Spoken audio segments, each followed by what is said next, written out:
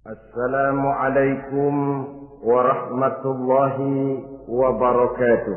Waalaikumsalam warahmatullahi wabarakatuh. Bismillahirrahmanirrahim. Alhamdulillahi rabbil alamin. Wassalatu wassalamu ala asyrafil anbiya'i wal mursalin, imamil muttaqin, sayyidil ghurril muhajjalin, wa ala alihi wa sahbihi ajma'in, amma ba'du. Saudara-saudara kaum muslimin rahimakumullah, pada pertemuan terdahulu sudah kita bicarakan tentang memperbaiki akhlak, baik akhlak kepada Allah Subhanahu wa ta'ala, akhlak kepada sesama manusia, maupun akhlak kepada makhluk Allah lainnya di luar manusia. Kemudian secara umum Al-Imamul Ghazali rahimahullah membagi akhlak dalam dua bagian besar. Pertama, apa yang oleh beliau dinamakan al-akhlakul mahmudah, yaitu akhlak yang terpuji. Seseorang yang kepada Allah ia bertauhid, dalam pergaulannya dengan sesama manusia ia mempunyai sifat-sifat yang terpuji, seperti rendah hati, sabar, jujur, ikhlas, dan lain sebagainya. Kemudian dalam sikapnya kepada makhluk Allah di luar manusia, ia dapat mengembangkan nilai-nilai ihsan sesuai dengan tuntunan imannya. Ini seluruhnya dinamakan al-akhlakul mahmudah atau akhlak yang terpuji. Kemudian yang kedua oleh beliau dinamakan al-akhlakul majmumah, yaitu akhlak yang tercela. Seseorang yang di dalam sikapnya kepada Allah mempunyai sifat-sifat kufur, baik dalam bentuk kemusyrikan, kemunafikan, atau hal-hal yang bisa menyebabkan ia menjadi murtad. Lalu dalam pergaulannya dengan sesama manusia, ia mempunyai sikap yang tidak terpuji, sombong, ria, ujub, dusta, khianat, suka menggunjing dan memfitnah, dan lain sebagainya. Sedangkan sikapnya kepada makhluk Allah di luar manusia, ia senantiasa menimbulkan kerusuhan. Itu seluruhnya dinamakan dengan al-akhlakul mazmumah atau akhlak yang tercela. Untuk memperoleh akhlak yang baik, yang dalam bahasa populernya dinamakan al-akhlakul karimah, para ulama sufi memberikan tuntunan. Pertama, melalui jalan yang disebut takhalli. Yang kedua, tahalli, dan hasilnya nanti akan membuahkan tajalli. Takhalli artinya mengosongkan diri dari segala macam sifat yang tercela. Sombongnya dibuang, riaknya dihilangkan, suka fitnahnya musnah, dustanya berhilang. Itu semuanya dinamakan takhalli, mengosongkan diri dari seluruh sifat-sifat yang tercela. Apabila ini sudah berhasil dilaksanakan oleh seseorang, ia naik kepada tingkat yang selanjutnya dinamakan tahalli. Tahalli artinya menghiasi diri dengan seluruh sifat-sifat yang terpuji. Bila sombongnya hilang, berganti dengan tawadhu. Bila dustanya hilang, berganti dengan jujur. Bila khianatnya hilang, dihiasi hatinya dengan amanah, dan begitu selanjutnya. Hasil daripada tahalli, menghiasi diri dengan segala sifat-sifat yang terpuji, akan mengantarkan orang untuk sampai kepada tajalli, bisa menyaksikan kebesaran Allah Subhanahu wa ta'ala. Maka pada pertemuan kali ini kita akan mulai dengan yang pertama, takhalli, mengosongkan diri dari seluruh sifat-sifat yang tercela, menjauhkan diri dari semua akhlak-akhlak yang tidak baik. Dan pertemuan ini akan kita mulai dengan membicarakan dusta dan akibatnya. Saudara-saudara kaum muslimin rahimakumullah. Salah satu nikmat yang diberikan Allah kepada kita makhluk manusia dalam hidup ini adalah kemampuan untuk berkata-kata. Kemampuan menyalurkan hasrat hati dan keinginan jiwa melalui ucapan dengan bahasa sebagai alat komunikasi. Sehingga orang lalu berkata bahwa al-insan adalah hayawanun natiq. Manusia sebenarnya adalah binatang juga. Cuma saja manusia binatang yang pandai berbicara. Oleh karenanya ini merupakan satu nikmat yang sangat besar yang perlu kita syukuri. Lidah bisa menempatkan seseorang pada posisi yang tinggi. Lidah juga bisa menempatkan orang pada posisi yang paling rendah. Karena lidahnya orang dipuji, karena lidahnya orang dicaci maki dan dicela. Pendeknya seperti kata pepatah, al-lisan saghirul jirmi azimul jurmi. Lidah itu walaupun kecil bentuknya tetapi besar akibatnya.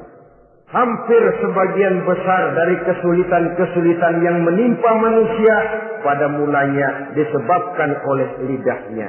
Sehingga pepatah mengatakan salamatul insan fi hifdzil lisan. Manusia akan selamat apabila dia pandai menjaga lidahnya. Seperti orang kita bilang lidah tidak bertulang. Artinya bicara kadang-kadang demikian enak, bicara kadang-kadang demikian nikmat, tidak terasa akan membawa akibat yang tidak pernah kita perhitungkan sebelumnya. Oleh karenanya, salah satu yang menyebabkan manusia bisa turun nilai kemanusiaannya apabila dia telah mempergunakan lidahnya untuk suatu yang lazimnya kita namakan dusta. Apa sebenarnya dusta itu? Dikatakan al-kadzib huwa adamu mutabaqatil khabar lil waqi'. Dusta ialah tidak adanya persesuaian antara berita dengan kenyataan. Itu yang dinamakan dusta. Berita tidak sesuai dengan kenyataannya. Nah, bentuknya bisa mengada-ada, bisa menambah-nambah, ataupun mengurang-ngurang. Itu bentuk-bentuk daripada tidak sesuainya berita dengan kenyataan.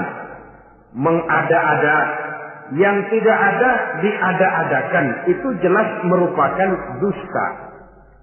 Kemudian menambah-nambah.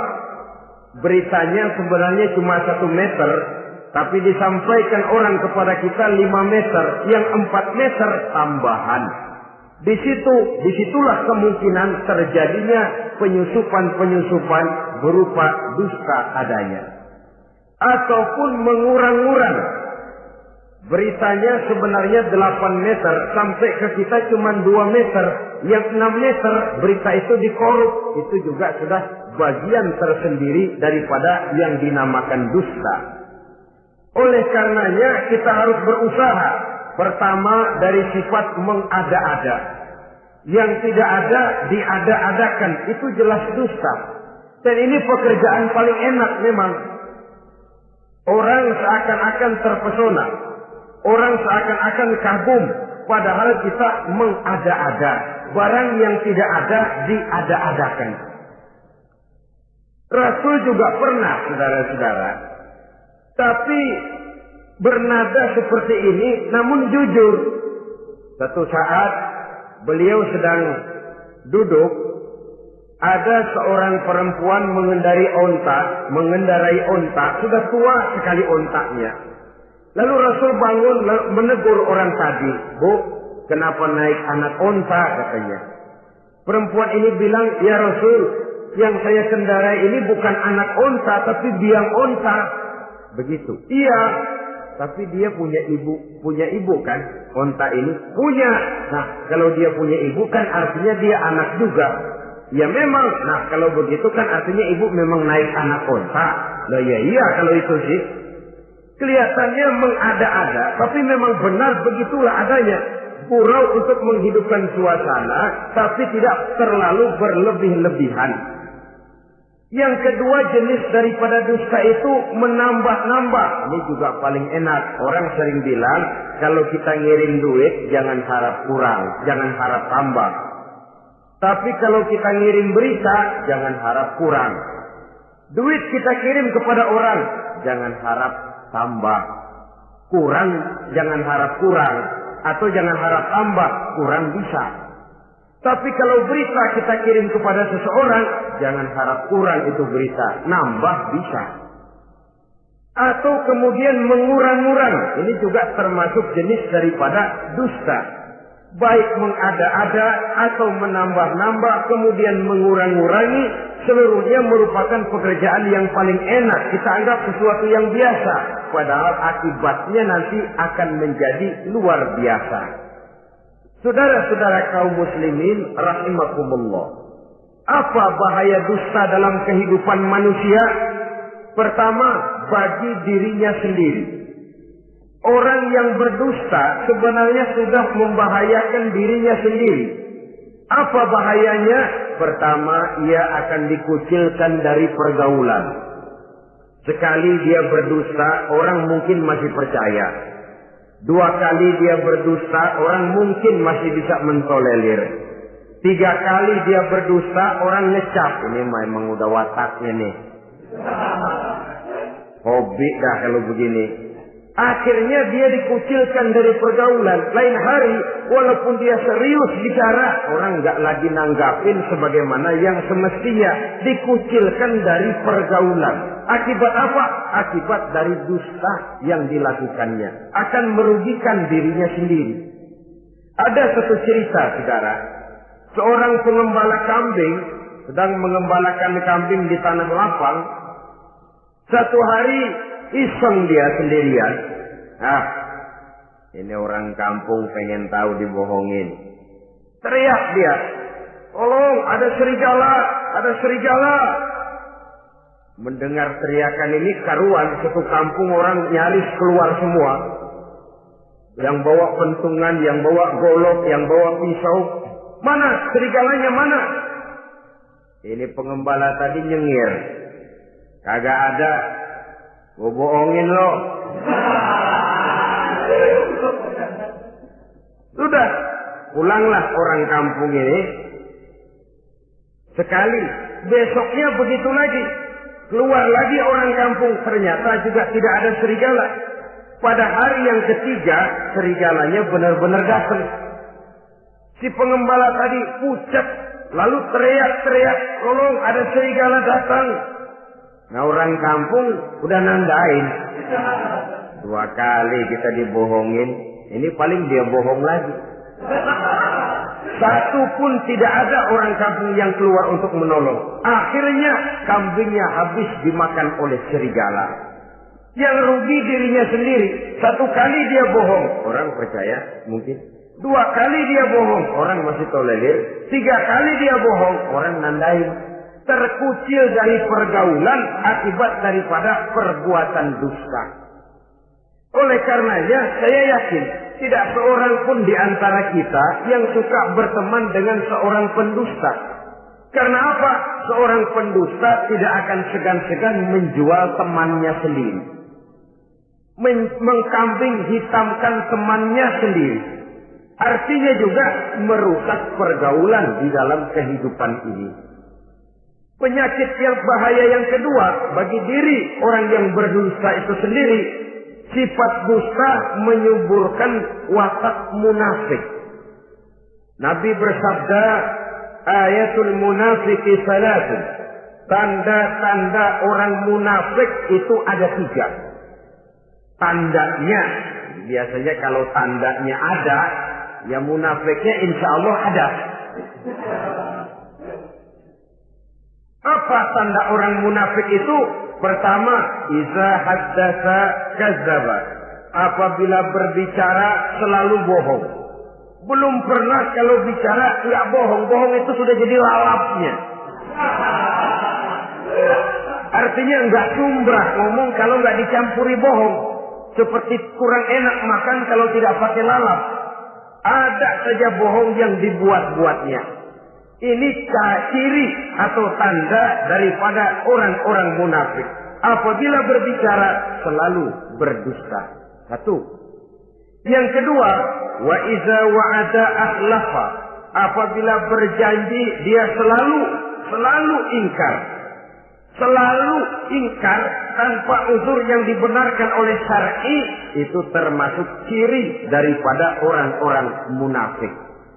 Karena itu kita oleh agama diajarkan jangan memastikan sesuatu. Pernah Rasulullah ditegur oleh Allah Subhanahu wa taala ketika datang orang bertanya, "Ya Rasul, Ashabul Kahfi itu sebenarnya berapa orang jumlahnya?" Ada yang bilang 5 orang, 6 dengan anjingnya. Ada yang bilang 6 orang, 7 dengan anjingnya.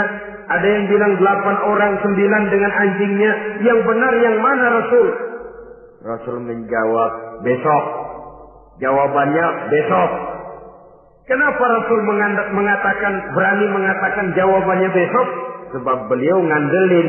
Biasanya kalau ada pertanyaan dari umat, lalu turun wahyu sebagai jawaban atas pertanyaan tadi. Sudah. Besoknya dari pagi Rasul nunggu wahyu turun. Enggak turun. Besok nunggu lagi. Enggak turun juga. Bingung. Sekali turun malah negur beliau. Wala taqulanna li syai'in inni fa'ilu dzalika ghadan illa ayyasha Allah. Kalau belum apa-apa Muhammad jangan berani ngeduluin. Besok. Semuanya hanya bisa terjadi dengan izin Allah. Illa ayyasha Allah. Oleh sebab itu harus diawali dengan insya Allah. Insya Allah besok saya pasti datang. Insya Allah ya karena kita beriman kepada Allah. Kepastian di tangan Allah. Pastinya karena kita memang berniat benar ingin datang.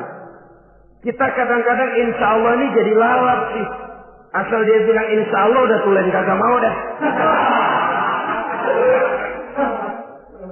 Besok ya, insya Allah enggak ya. Ini salah kaprahnya kita, saudara-saudara. Yang ketiga, ciri daripada orang munafik itu wa iza tumina khana. Apabila dipercaya ia selalu berkhianat. Tidak pandai menjaga amanah dalam kehidupan ini. Tidak boleh mendapat satu kepercayaan lalu dikhianatinya kepercayaan itu. Maka jangan lupa bahwa kita diberikan lidah, kita diharuskan memelihara lidah. Dengan apa? Menjaganya daripada sifat-sifat dusta. Apabila berjanji, kita berusaha menepati. Apabila dipercaya, kita berusaha menjaga amanah. Kenapa? Mencari kepercayaan itu sulit, saudara. Tetapi memelihara kepercayaan itu jauh lebih sulit. Apalagi kalau yang bernama rahasia. Rahasia itu memang selama masih ada dalam hati. Kalau sudah kita bicarakan kepada orang lain, itu sudah bukan rahasia lagi sifatnya. Memang sih pada mulanya kita bisa ngomong. Nih gue ngomong begini nih sama lu doang nih. Lu jangan ngomong-ngomong sama yang lain ya. Nanti yang kita ajak ngomong lagi sama orang lain. Nih sama lu doang nih. Jangan ngomong-ngomong sama yang lain. Akhirnya kan terus sampai walaupun setiap kali ngomong mesti cuman malu doang nih ya. Tapi akhirnya tuh beritanya jadi merata menjalar. Kenapa? Rahasia adalah apa yang ada di dalam hati. Jikalau sudah kita bicarakan kepada orang, sudah bukan rahasia lagi namanya. Apalagi sifat manusia. Kalau dia lagi seneng sama kita, jangankan perbuatan kita yang baik, perbuatan kita yang salah pun masih dibenarkannya juga. Tapi kalau dia sudah jengkel sama kita, jangankan kita main judi, kita ngaji masih salah. Itu kalau orang sudah nggak senang itu ya begitu. Dia benci sama kita. Jangankan kita main judi, kita baca Quran masih salah. Tapi kalau dia senang sama kita, hampir matanya itu hilang dari penilaian-penilaian yang objektif. Oleh karenanya sifat dusta menyuburkan sifat kemunafikan di dalam diri seseorang. Yang diantara tandanya tadi, iza haddasa kadzaba. Apabila berbicara, ia selalu berdusta. Kemudian bahaya yang ketiga, orang yang selalu berdusta jauh dari ketenangan. Sebab apa? Pada saat kita mendustai seseorang, orang itu mungkin percaya. Tapi makin dia percaya, makin tersiksa batin kita. Kenapa? Hati kita sendiri ngomong, lu percaya kok gue bohongin? Kita sendiri tahu bahwa kita bohong. Itu yang menyiksa batin. Jauh dari ketenangan. Apalagi akan timbul satu sifat was-was. Ntar dia tahu. Bagaimana kalau rahasia ketahuan? Bagaimana kalau dia tahu saya bohong? Ini akan menyebabkan seseorang jauh dari ketenangan hidup. Makin rajin dia berdusta, makin tersiksa jiwanya. Lain kalau hatinya sudah mati. Dusta memang sudah jadi profesinya, kebiasaannya. Tidak merasa menyesal, tidak merasa berbuat salah. Dusta itu sudah jadi hobi. Sehingga enak saja. Hati sudah jadi mati kalau sudah begitu. Dan sepanjang hati sudah jadi mati, itulah yang paling kita khawatirkan. Artinya nilai kita adalah bangkai berjalan dalam pandangan Allah Subhanahu wa ta'ala. Saudara-saudara kaum muslimin rahimakumullah. Oleh karenanya membahayakan diri sendiri dosa itu. Yang kedua, berbahaya bagi masyarakat banyak. Tentu saja apabila status sosial kita tinggi, makin luas akibat daripada kedustaan kita. Seorang kepala rumah tangga yang berdusta, seluruh keluarganya jadi rugi. Seorang kepala kampung yang berdusta, rakyat sekampungnya rugi. Seorang gubernur berdusta, rakyat satu provinsi rugi. Seorang pemimpin negara berdusta, rakyat satu negara rugi. Makin tinggi status sosial, makin besar akibat daripada suatu dusta.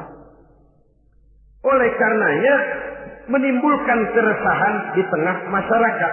Masyarakat itu apa? Dimulai dari masyarakat yang paling kecil, rumah tangga. Kalau satu rumah tangga sudah diwarnai oleh sesuatu yang bernama dusta, maka ketenangan, ketentraman, kebahagiaan rasanya akan sulit terwujud di dalam rumah tangga itu sendiri. Seorang istri apabila sudah pandai mendustakan suaminya, maka itu sudah berarti memulai keretakan dalam kehidupan rumah tangga, menimbulkan benih-benih ketidakpercayaan. Apabila seorang suami sudah mulai mempunyai titik ketidakpercayaan kepada istrinya lagi, itu sudah menandakan retaknya basis kehidupan rumah tangga. Istri yang mendustakan suaminya, umpamanya diberikan nafkah, lalu mestinya sebenarnya sudah diperhitungkan cukup, uang masih ada, dikatakannya habis, dan lain sebagainya. Akibatnya nanti si suami mikir-mikir, kan menurut perhitungan duit masih cukup, kenapa sudah habis? Nah, oleh karena istrinya tidak jujur, suaminya juga mulai berusaha tidak jujur lagi. Mendapat penghasilan besar, mengaku sedikit. Kalau sudah begitu, saling dusta mendustai pun sudah dimulai. Nanti akan terus meresap kepada kehidupan daripada anak-anak sebagai anggota di dalam rumah tangga kita. Saudara-saudara, oleh karenanya rumah tangga bisa saja berantakan, menjadi kacau, baik karena dusta istri, dusta suami, dusta anak, atau dusta orang lain menyulut dan mengganggu rumah tangga kita. Suaminya lagi enak-enak duduk di depan rumah, datang laporan. Kamu kok tenang saja di rumah? Memangnya kenapa? Istrimu, waduh. Ya memang kenapa istri? Waduh. Itu tadi naik bajai berdua. Kamu orang laki. Ya memang supir bajai, masa dia sendiri. Tapi kalau berita ini digunting, dikat sampai di situ, kan nanti ini sudah menimbulkan suami mendengar istrinya naik bajai berdua dengan orang laki, tentu marah. Pulang istrinya sudah payah-payah dari pasar, dicaci maki dan lain sebagainya. Apa ini? Akibat dari omongan, dari lidah yang memang kecil dan tidak bertulang itu, tapi sungguh sangat besar akibatnya. Kemudian juga pergaulan. Berapa banyak saudara jauh dari saudaranya, teman berpisah dengan temannya, tetangga marah dengan tetangganya akibat daripada perbuatan lidah, daripada ucapan lidah ini. Akibat daripada yang bernama dusta ini. Oleh karenanya, saudara-saudara, dusta pun merusak pergaulan. Kemudian usaha. Satu kali kita berdusta, mungkin usaha mendatangkan untung. 2 kali kita berdusta, masih bisa mendatangkan untung. 3 kali kita berdusta, orang akhirnya akan mengadakan perbandingan. Jadi kadang-kadang dalam usaha, dalam dagang, dusta juga bisa jadi lalat. Orang nawar dagangan kita, berapa harganya bang? 500. 300 ya, tadi ada yang nawar 400, saya nggak jual. Padahal kagak ada yang nawar. Dia buat sedemikian rupa. Atau kadang-kadang tidak segan-segan memakai sumpah untuk membela kebohongannya. Ya, walaupun sebenarnya bukan sumpah, karena sumpah itu harus dengan lafzul jalalah, wallahi atau billahi, atau demi Allah. Kadang-kadang dengan kata-kata yang kasar. Modalnya cuma 500.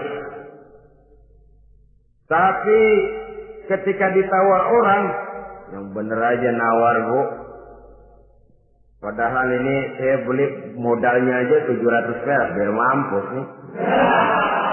Dia beli cuma 500, ngaku modalnya 700 pakai biar mampus lagi. Saudara hadirin yang saya hormati, sepintas mungkin orang percaya, mungkin orang lain tergerak untuk membeli, tapi kemudian keuntungan yang didapat dengan jalan berdusta itu, bisakah membawa berkah dalam kehidupan kita? Rasanya tidak. Dan kalau sudah tidak membawa berkah, maka itu, keuntungan itu tidak lagi akan mendatangkan ketenangan di dalam kehidupan. Oleh karenanya, menjaga lidah ini memang berat. Sehingga dalam satu hadis lain, Nabi bersabda, Al-jannatu mustaqatun ila arba'ati nafar. Sorga rindu, sorga kangen kepada 4 macam manusia. Ini model. Biasanya manusia yang kepengen benar masuk sorga, ini malah sorganya yang rindu, kangen benar kepengen dimasuki oleh 4 macam manusia. Siapa mereka? Pertama, saliyil Quran. Orang yang gemar, hobi membaca Al-Quranul Karim. Orang yang gemar membaca Al-Quran dirindukan oleh surga. Apa membaca sekedar membaca? Ya, membaca Quran kan beribadah, dari sebab membaca itu mengerti atau tidak mengerti artinya. Tapi jangan lupa, membaca adalah alat agar kita mengerti. Mengerti adalah sarana agar kita bisa mengamalkan dengan baik. Itu maksudnya. Baca Al-Quran agar kamu mengerti isinya. Kalau sudah kamu mengerti isinya, kamu bisa mengamalkannya dengan baik. Jadi sungguh pun yang dimaksud di sini adalah orang yang gemar membaca Al-Quran, tapi prosesnya setelah membaca, orang mengerti. Sebab orang hanya bisa mengerti kalau dia sudah membaca. Kemudian apabila mengerti, dia terdorong untuk mengamalkan. Taliyil Quran bukan hanya orang yang sekedar gemar membaca Al-Quran, tapi juga yang membawa gaya hidup yang Qurani. Saudara-saudara kaum muslimin rahimakumullah. Taliyil Quran, orang yang gemar membaca Al-Quran dirindukan oleh surga. Yang kedua, wa mut'imil ji'an, orang yang memberi makan orang yang kelaparan. Nabi memberikan anjuran sangat. Siapa yang ingin dekat dengan aku di hari akhirat nanti, bersahabatlah ia dengan yatim, dengan piatu, dengan janda-janda tua yang miskin, perlu uluran tangan, mereka yang hidup di bawah garis kemiskinan. Bila diberikan kelebihan rizki oleh Allah, bersahabatlah dengan orang yang tidak mampu. Mut'imil ji'an, orang yang memberi makan orang kelaparan dirindukan oleh surga. Saudara-saudara kaum muslimin rahimakumullah, demikian besar perhatian Islam terhadap kepekaan sosial, terhadap kesetiakawanan sosial ini, sampai dalam ayat Al-Quran dijelaskan oleh Allah Subhanahu wa taala, "Ara'aita allazi yukadzibu bid-din, fadzalika allazi yad'u al-yatim wa la yahuddu 'ala ta'amil miskin." Tahukah kamu, kata Allah, siapa orang-orang yang mendustakan agama, beragama tapi dianggap mendustakan agama? Kalau sudah dianggap mendustakan agama, artinya imannya dusta, dia sholatnya dusta, dia puasanya dusta. Siapa mereka itu? Fadzalikal ladzi yad'ul yatim. Mereka orang-orang yang meninggalkan, menyia-nyiakan anak-anak yatim, wala yahuddu ala ta'amil miskin, dan tidak memerintahkan untuk memberi makan kepada orang-orang miskin. Kepada yatim kejam, sadis, tidak punya kemanusiaan sama sekali. Maka mungkin kita yang rajin sholat, mungkin kita yang sudah 4-5 kali berhaji, bisa saja terhalang masuk surga. Karena di sebelah rumah kita ada anak yatim piatu, merintih kelaparan, menggigil kedinginan. Kita tahu kita mampu dan kita diam saja, tidak mau memberikan pertolongan. Itu yang mungkin bisa menghalangi kita untuk sampai ke surga. Oleh karenanya, salah satu jenis manusia yang dirindukan oleh surga, mut'imil ji'an, orang yang memberi makan orang yang kelaparan.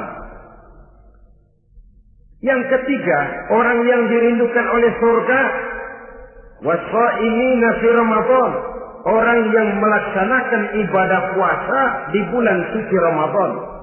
Dan yang keempat, ini yang ada kaitannya dengan masalah kita, wa hafizil lisan. Salah satu manusia yang dirindukan oleh surga ialah orang yang pandai menjaga lidahnya. Artinya dia bisa menempatkan diri, kapan waktunya bicara, kapan waktunya diam. Orang bilang memang kalau bicara itu perak, diam itu emas. Maksudnya diam lebih berharga daripada bicara.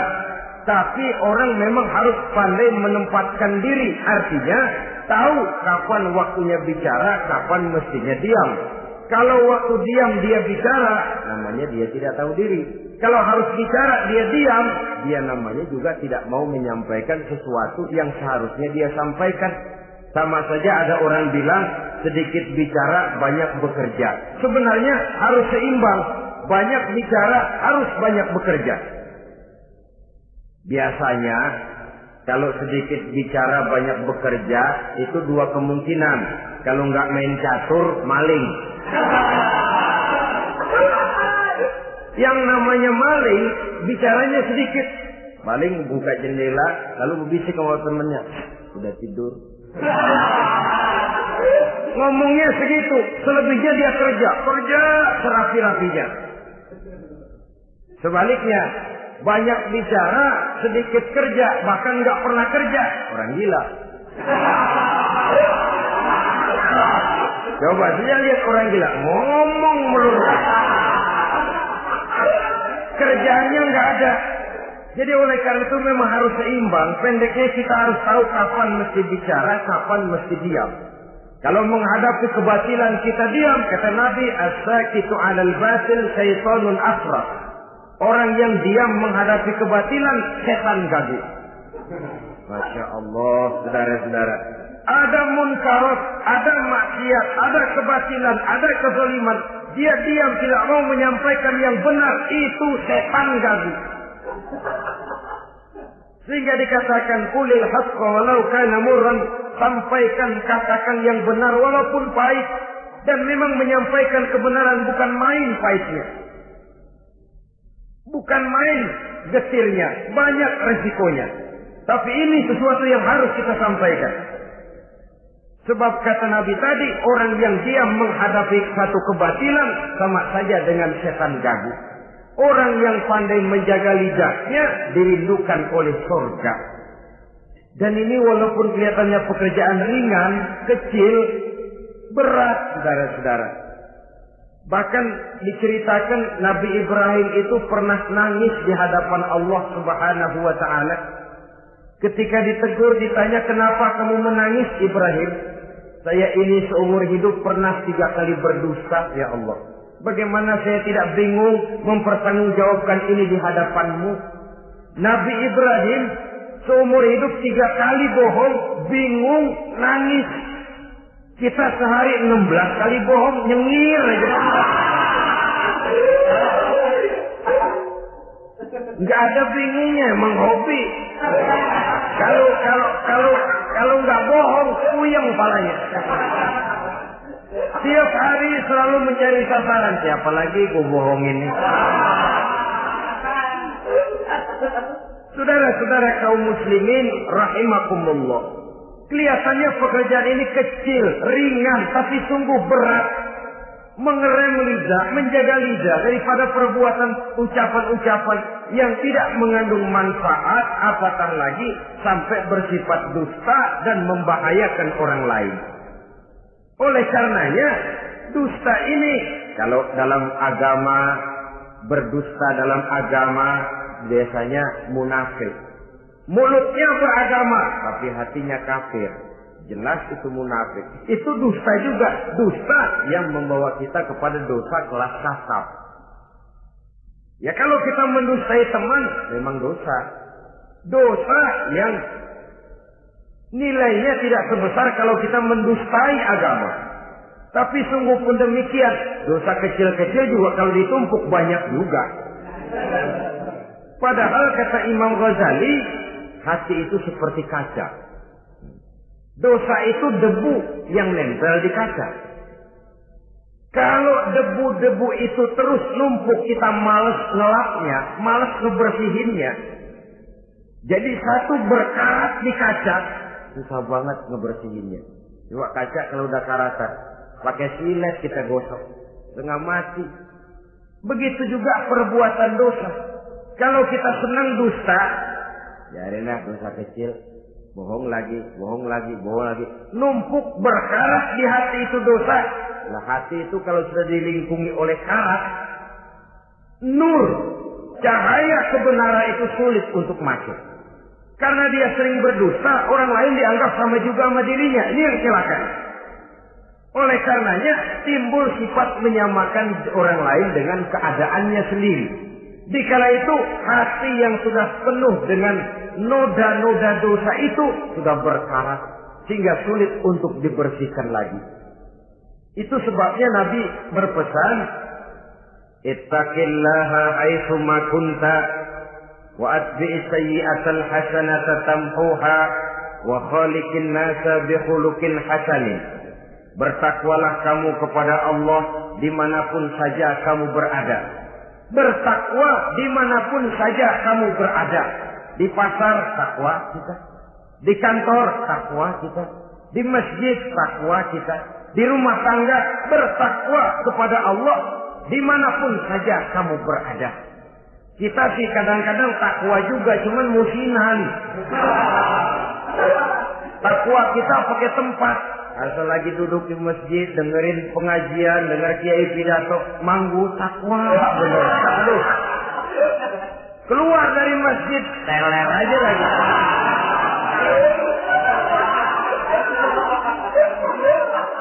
Takwa juga kita cuma pakai tempat.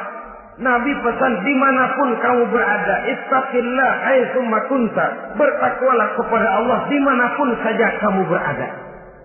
Wa atbi'is sayyi'atal hasanah tamhuha. Ikuti perbuatan salahmu dengan kebaikan, niscaya kebaikanmu akan menghapus kesalahan yang kamu kerjakan. Kalau sadar kita, ya Allah tadi berdusta, astagfirullah, perbanyak istighfar. Ikuti. Jadi begitu tuh kaca kena debu, lap. Kena debu lagi, dilap lagi. Kena debu, dilap lagi. Insya Allah tidak sampai berkarat.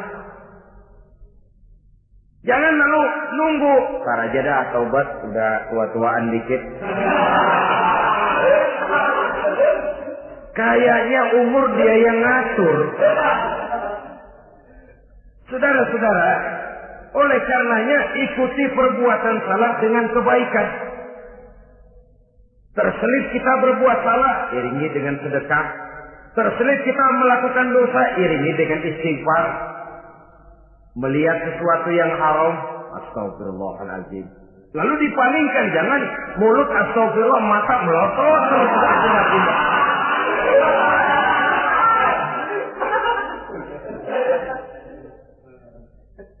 Wa khaliqin nasa bi khuluqin hasanin, dan bergaulah dengan manusia mempergunakan akhlak yang baik.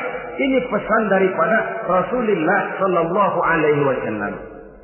Jadi oleh karenanya dusta dengan seluruh akibatnya ini bisa menimbulkan bahaya bagi diri sendiri, bagi rumah tangga, dalam pergaulan, dalam usaha, dalam masyarakat, bahkan pada akhirnya bagi kehidupan satu bangsa dan satu negara.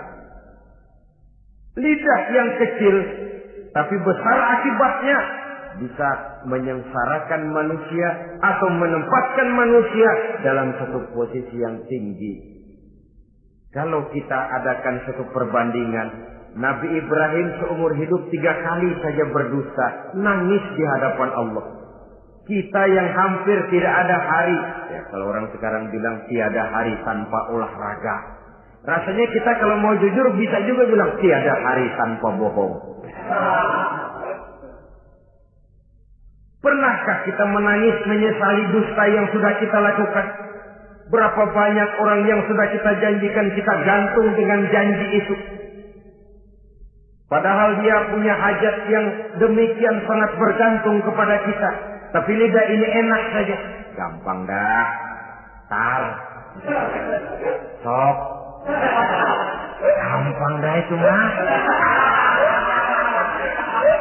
Beres dah beres. Enggak ada yang enggak beres. Semuanya kalau lidah kita beres, gampang, ntar, besok, enak, endah aja dah.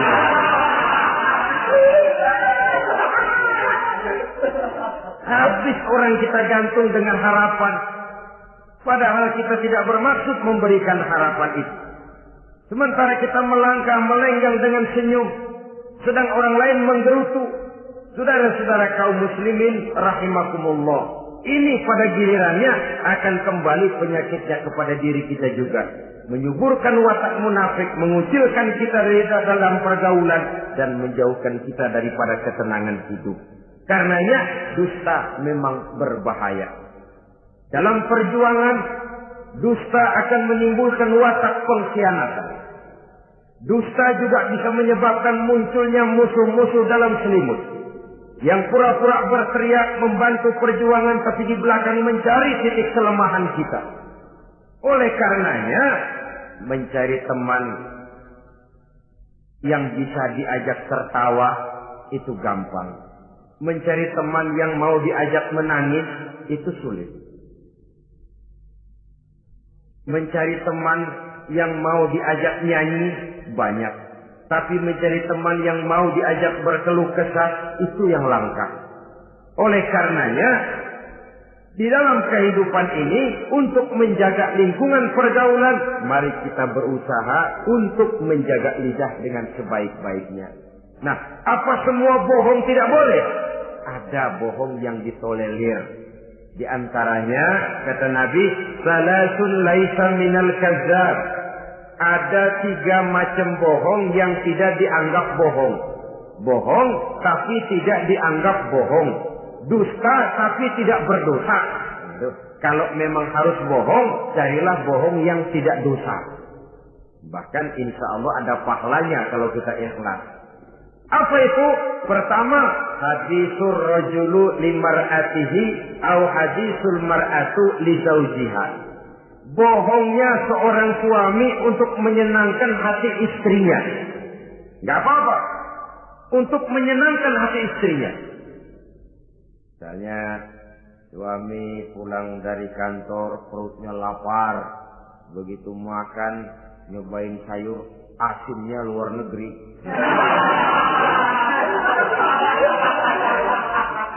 Baru dicobain sedikit, suaminya udah celam-celam, melotot matanya. Istrinya negor, "Bang, sayur keasinan ya?" "Enggak."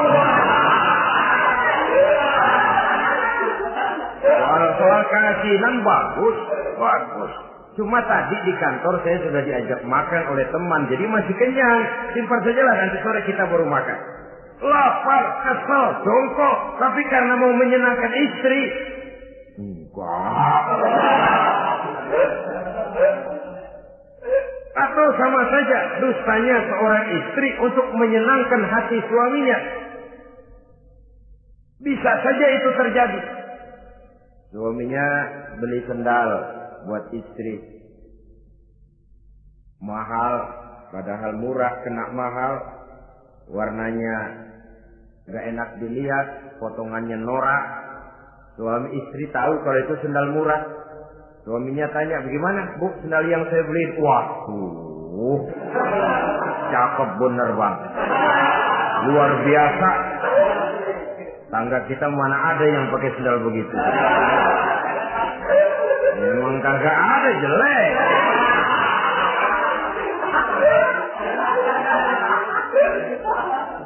Tapi kalau waktu itu istrinya jujur, malah akan bisa menimbulkan keretakan. Bohong seperti ini termasuk bohong yang bisa ditolerir. Untuk menyenangkan hati istrinya atau untuk menyenangkan hati suaminya. Tapi lalu jangan dieksploitir. Jangan dieksploitir dalam arti untuk menutupi untuk menutupi perbuatan salahnya lalu berdusta. Menutupi perbuatan salahnya, itu yang tidak boleh. Sebab bagaimanapun ditutupi, perbuatan salah toh akhirnya akan naik juga ke permukaan. Yang kedua, al-kazib li islahi zatil bain. Dusta untuk mendamaikan dua orang yang sedang berselisih. Itu boleh. Malah Raja Iblis, kalau ada dua orang yang sedang berselisih, marahan kita jadi tukang sulut, tukang ngipasin. Datang ke sana ngipasin, datang kemari ngipasin. Tidak mendamaikan. A marah sama B. Datang kita sama A katanya kamu marahan sama B. Ya itu B kurang aja. Enggak begitu. Saya kemarin ketemu di si B, dia bilang kangen sama sampean, pengen ngobrol sama-sama. Padahal B nggak pernah ngomong apa-apa. Dia bohong, dia olah sedemikian rupa supaya orang yang berselisih jadi damai. Itu bohong yang berpahala malah. Yang ketiga, bohong untuk menyelamatkan jiwa seseorang. Itu boleh. Ada orang mau membunuh. PKI nyari ustadz. Nah, kamu tahu rumahnya Ustadz Ano, kamu tahu? Tahu, Pak. Di mana? Bapak mau apa? Mau saya bunuh dia, kurang ajar. Oh, orangnya nggak ada, Pak. Kemana? Nggak tahu, keluar negeri, keluarnya lagi kali dah. Jauh. Padahal orangnya ada di dalam, tapi dia berdusta untuk menyelamatkan jiwa orang yang sedang terancam. Itu malah boleh, bukan saja boleh, berpahala, malah berdosa kalau waktu itu dia jujur. Mau cari ustadz buat apa, Pak? Mau saya bunuh? Ada, Pak, di dalam. Ada.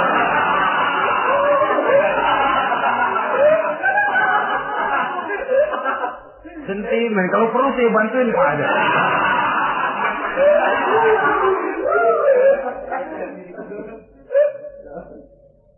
Hanya jenis bohong-bohong seperti ini yang bisa ditolerir.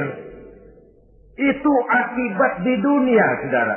Kita sudah bisa terkucil dari pergaulan, retak rumah tangga, usaha mengalami kebuntuan, masyarakat mengalami keresahan akibat dusta. Di akhirat nanti, na'udzubillah, summa na'udzubillah. Kita baca dalam riwayat Mi'raj, Rasul melihat orang yang lidahnya menyengker ke tanah, digunting, putus, bersambung lagi, digunting lagi, putus lagi, bersambung lagi. Kadang dituangi dengan coran api neraka. Na'udzubillah, coran neraka. Kita nginjak puntung aja lompat. Ini mulutnya dituangi dengan coran dari neraka. Innalillahi wa inna ilaihi raji'un.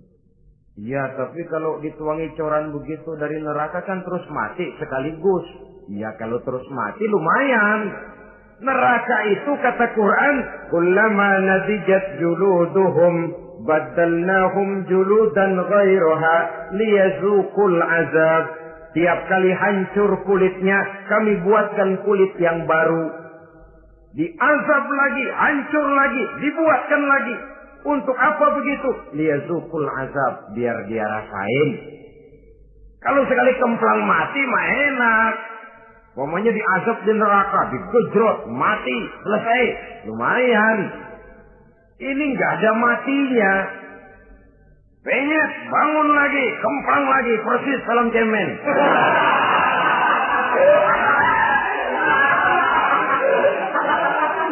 Cuma kalau film cemen mah film, dan itu jelas dusta, di neraka orang tidak kenal mati. Hancur jasadnya, dibuatkan lagi, diazab lagi, dan begitu selanjutnya. Jangan lalu berhitung. Kalau dosanya kebanyakan kan malaikat Malik gemes, ntar dilemparin ke neraka, kelebihan lewat. Jadi nggak mampir di neraka. Ya nggak mungkin, saudara-saudara. Tiap kali hancur kulitnya, diganti dengan kulit yang baru. Untuk apa itu? Liyazuqul azab. Biar dia rasakan benar azab itu. Allahu Akbar. Sudah di dunia dia mendapat akibat yang sedemikian rupa dan punya akibat buat yang lain. Di akhirat nanti dia akan menanggung azab. Apalagi kalau dustanya sampai membuka aib saudaranya sendiri. Dusta untuk menelanjangi orang lain. Logikanya saja, kalau ada teman kita atau aurat kita terbuka, kita harus menutup. Muslim dengan muslim seperti satu badan. Bila yang satu sakit, yang lain ikut merasa sakit. Bila yang satu tercela, yang lain ikut merasa tercela. Dikala itu, kita harus justru menutupi aib orang lain. Malahan Nabi mengatakan, siapa yang menutupi aib saudaranya di dunia ini, saudaranya muslim, Allah akan menutupi aibnya di akhirat nanti. Kita kadang-kadang bukan nutupin sih, malah ngorek-ngorek. Kadang-kadang nggak tahu aja belaga tahu. Ya, gue denger anak. Banyakan dia nipasinnya. Saudara-saudara kaum muslimin rahimakumullah. Begitu lidah yang suka berdusta digunting dari gunting api neraka, terpotong dibulatkan lagi, terpotong dibuatkan lagi, tidak henti-hentinya sampai kepada hari akhirat nanti. Karena itu berlindung kita kepada Allah. Jangan sampai diberikan lidah yang gemar berdusta. Tapi lidah yang gemar mengatakan yang benar walaupun terasa pahit. Mengucapkan kebenaran itu besar resikonya. Panjang jalannya, banyak akibatnya. Mencegah kemunkaran besar resikonya.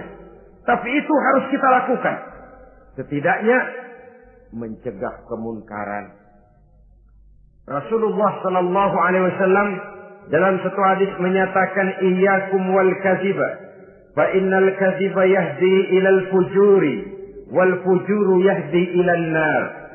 Hati-hatilah kamu daripada sifat dusta, sebab sesungguhnya dusta membawa kepada perbuatan durjana dan perbuatan durjana menggiring orang kepada neraka.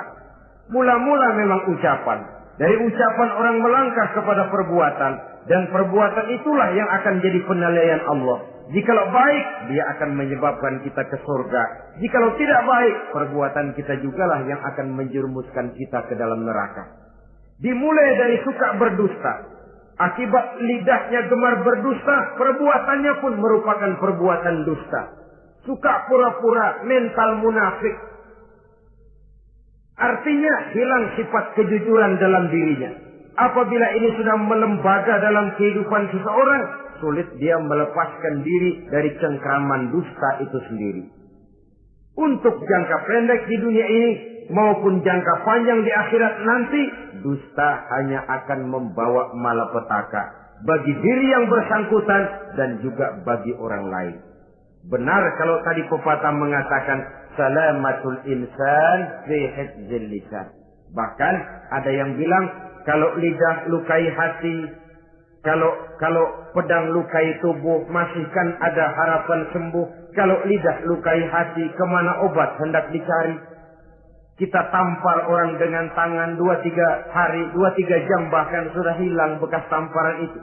Tapi kita tampar orang dengan lidah, dengan ucapan, seumur hidup dia akan tetap ingat.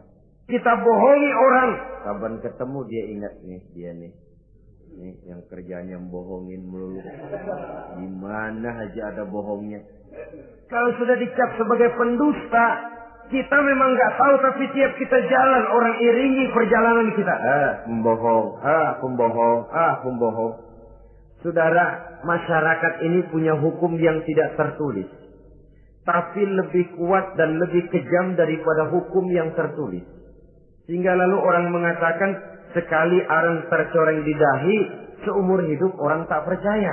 Ini artinya hukum masyarakat itu lebih kejam daripada hukum yang tertulis. Sekali kita dicap sebagai pendusta, lain kali kita mau benar-benar banget juga.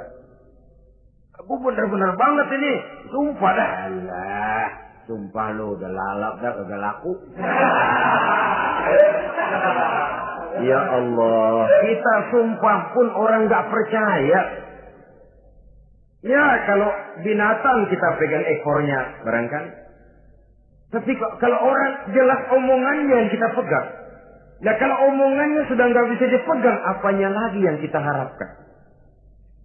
Oleh karenanya, saudara-saudara, lidah yang kecil bentuknya tapi besar akibatnya ini harus diisi dengan nilai-nilai iman. Lidah yang sudah dimasuki nilai iman akan berat untuk berdusta, berat untuk memfitnah, berat untuk menggunjing, ringan untuk mengucapkan yang baik, ringan untuk zikrullah, ringan untuk baca Quran, ringan untuk musyawarah terhadap hal-hal yang baik.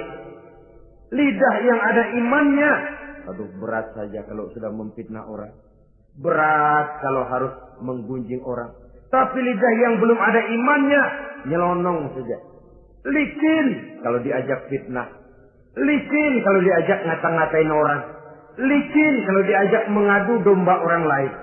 Dan ini akan berakibat nantinya timbulnya keretakan, keresahan sejak dari pribadi, rumah tangga, masyarakat luas.